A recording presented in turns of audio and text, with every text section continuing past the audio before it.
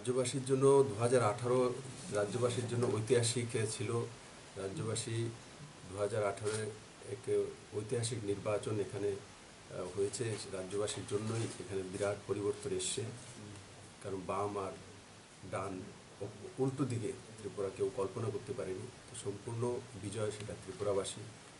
ত্রিপুরাতে এই বছরটিতে অনেক কিছু হয়েছে। আপনারা সাংবাদিক বন্ধুরা জানেন যে মহিলাদের জন্য 10% রিজার্ভেশন হয়েছে, হোম ডিপার্টমেন্টে ট্রান্সপারেন্ট রিক্রুটমেন্ট নীতি হয়েছে, টেন্ডারিং হয়েছে, গ্যাজেট হয়েছে, চালান হয়েছে, কম্পিউটারাইজেশন হয়েছে, ডিজিটালাইজেশন হয়েছে, ল অ্যান্ড অর্ডার ঠিক হয়েছে।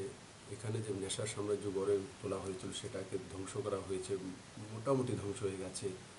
মানুষ এখন নতুন দিশাতে চলছে, এন্টারপ্রেনারশিপ ডেভেলপড হচ্ছে, মানে নিজের পায়ে নিজের ত্রিপুরা দাঁড়াচ্ছে। কেউ কোনোদিন কল্পনা করতে পারেনি ত্রিপুরা নিজের পায়ে নিজে দাঁড়ানোর চেষ্টা করবে। শুধু একটাই মানসিকতা, অন্যের উপর কেন্দ্রের উপর নির্ভরশীল, কেন্দ্রের উপর নির্ভরশীল, সেটা থেকে বেরিয়ে আসছে। আমার কাছে খুব আনন্দ হয় যখন দেখি যে ছেলেরা মেয়েরা নিজেরা এখন কাজ করতে চাইছে, লোন নিচ্ছে, লোন নিয়ে নিজেকে এস্টাবলিশ করতে, তার মধ্যে অন্যকে চাকরি দিতে, মানে জব ক্রিয়েটার হয়েছে। কোনোদিন কেউ কল্পনা করতে পারেনি।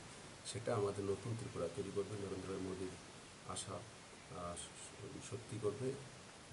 আর আগামী 2019-এ নতুন স্বপ্ন নিয়ে, নতুন আশা নিয়ে, নতুন ত্রিপুরার যে মডেল ত্রিপুরার আমাদের স্বপ্ন, সেই স্বপ্নকে যত দ্রুত সাকার করতে পারি আমরা সবাইকে নিয়ে সেই দিশাতে কাজ করব।